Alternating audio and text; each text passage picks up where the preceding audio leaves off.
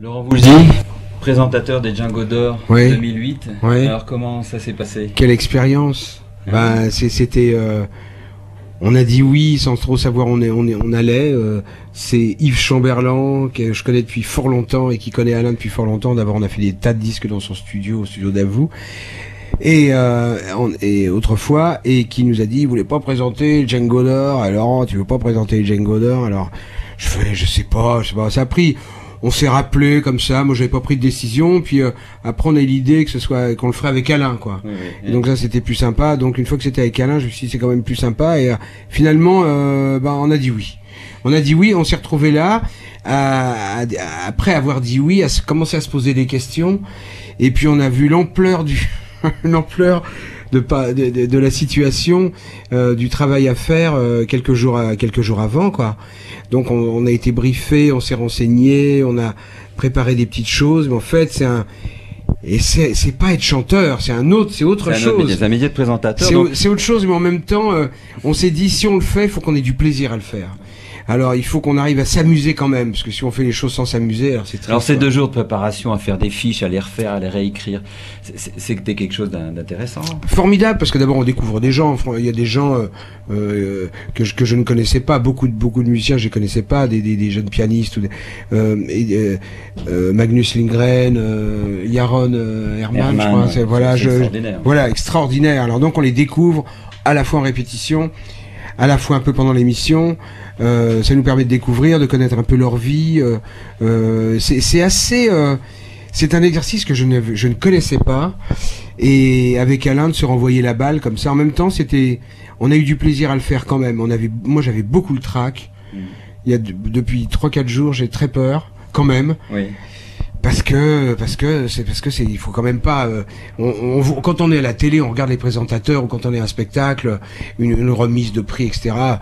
Des fois on trouve que c'est long, des fois on voit que le présentateur, des fois on est mal à l'aise pour lui, parce qu'on des fois... Et alors on veut éviter toutes ces gaffes, et en même temps ça donne le trac, parce qu'en fait on est là tout le temps pendant 2h30. Enfin le choix de la complicité Souchon-Voulzy, c'était pas un pari gagné d'avance, mais on savait que vous êtes des sacrés gamins quand vous êtes ensemble. Ah oui, mais que vous aimez vous charrier. On aime se charrier, on aime charrier les autres, mais alors gentiment, enfin pas surtout nous-mêmes. Et c'était sympa d'être ensemble. Voilà, comme on aime bien chanter ensemble aussi. Ça nous arrive rarement, mais quand on part écrire des chansons, on aime chanter ensemble, on aime se retrouver, parler de la vie, etc.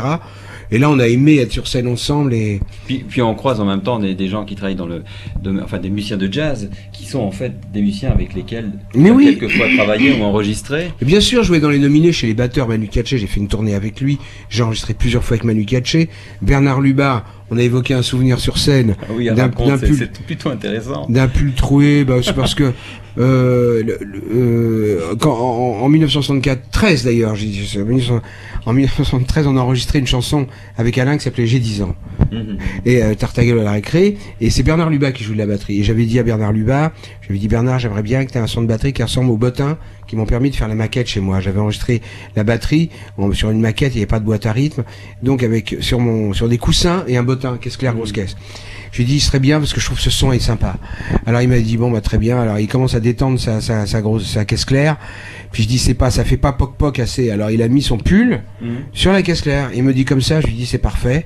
Et quand on a été écouter le disque après, une fois que c'était fini, on a écouté la chanson enregistrée, on est allé dans la cabine avec les musiciens, qui étaient là, les deux bassistes, il y avait juste un bassiste d'ailleurs, je crois. Et un guitariste. En plus, et Bernard, et il me dit, ça va, Laurent? Je lui dis, écoute, ça va, tout va bien. Le son te plaît, là? Oui, ça me plaît. Bon, il y a juste mon pull, il y a un problème. Et il me montre son pull c'était un trou au milieu, quoi. Il y avait plus rien, il avait ruiné Alors là, ça faisait 35 ans, je me suis dit quand même, il est temps quand même avec Alain, on s'est dit, il est temps de réparer cette faute, cette chose qui est arrivée, cet accident. Ouais. Alors, on lui a ramené un pull, un vieux pull. On lui a ramené un vieux pull, mais il n'y a pas de trou dedans. Il n'y a pas de trou dedans, donc il va pouvoir à nouveau être habillé pour l'hiver. Donc, il n'a pas eu le Ward, il n'a pas eu le Django, mais il a eu un pull, un nouveau pull, disons un nouveau pull, pas neuf. Et sinon, de l'ambiance comme ça du jazz, tu l'avais vécu de l'intérieur comme ça?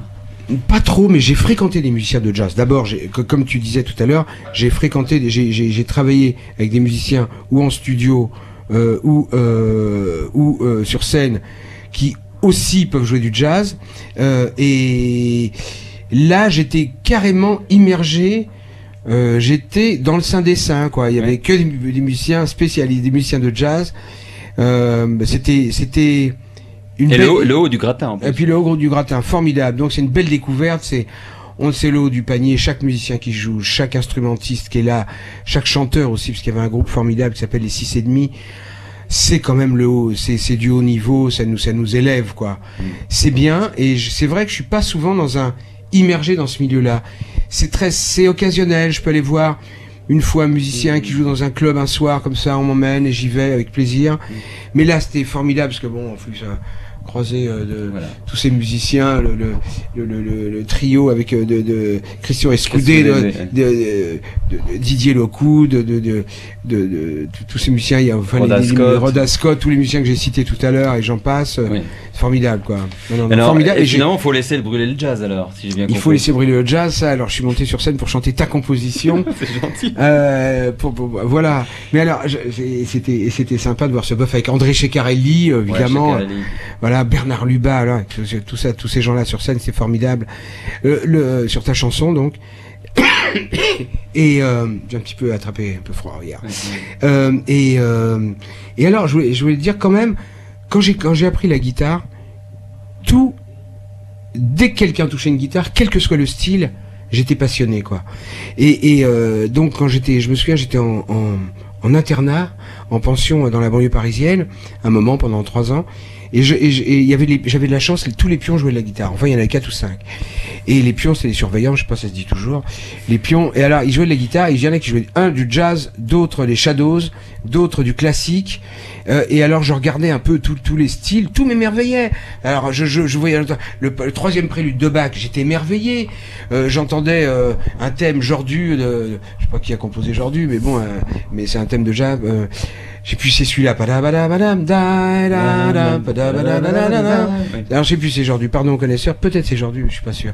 Enfin, quand le gars jouait ça, j'étais émerveillé. Quand j'entendais du Shadows, j'étais émerveillé.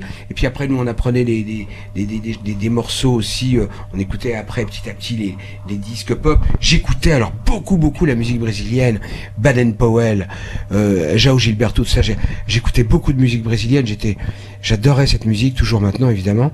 Et donc la musique en général me plaisait. Il se trouve que par mes limites personnelles, j'ai l'impression qu'en fait on s'élimine soi-même les domaines auxquels on aurait du mal à accéder, quoi. Auxquels on aurait du mal à accéder. Et peut-être aussi on va vers une tendance profonde. Alors peut-être ma tendance profonde, j'étais admiratif. J'allais voir un copain à Nogent ici, là, un copain qui s'appelait Pierre Brunel, qui jouait formidablement bien du jazz. Il me montrait des accords, il me montrait des trucs c'était une phrase de Barney Kessel. Donc j'adorais, mais ma tendance était ailleurs, c'est-à-dire plus vers chercher des mélodies et non pas être compositeur de mélodies instantanées comme les jazzman, quoi. C'est pas mon truc, je suis un lent, moi. Je suis lent. Alors ma tendance va ailleurs, et puis aussi mes limitations, ma vélocité, etc. font que je me suis orienté vers autre chose. Mais j'ai beaucoup d'admiration pour tous les musiciens du monde quand ils ont un niveau, comme j'ai vu ce soir, d'excellence, et évidemment pour tous les musiciens de jazz, quoi. Voilà. Alors, en fait, tu as sorti dernièrement le rock collection cette fois, mais qui est pas un rock collection. Non, c'est un recollection. Alors ça, en fait, ça vient du mot anglais recollection qui veut dire souvenir. Alors oui, en fait, on est parti. Et c'est 30 ans entre les deux titres. Voilà, on a sorti Recollection en 77, l'été 77, enfin un peu avant. Et là, cette année, en fait, l'idée, c'est l'an dernier, on était en 2007, j'étais en tournée, et on me dit, tu sais, Laurent, ça fait 30 ans que tu as fait Recollection. J'ai dit, oh là là, j'en revenais pas. Et alors, on a dit, tu fais pas un petit truc pour ça? Alors, j'ai dit, si, allez, puisqu'on est en tournée. Ma première idée, c'était d'aller en boîte avec les musiciens, aller dans une boîte, inviter plein d'amis, jouer Recollection, faire danser tout le monde, et puis ensuite, à minuit, souffler un gâteau. Souffler des 30 bougies, je veux dire, sur un gâteau. parce que quand même Recollection est une chose qui a compté dans ma vie. Ça a changé des choses pour moi.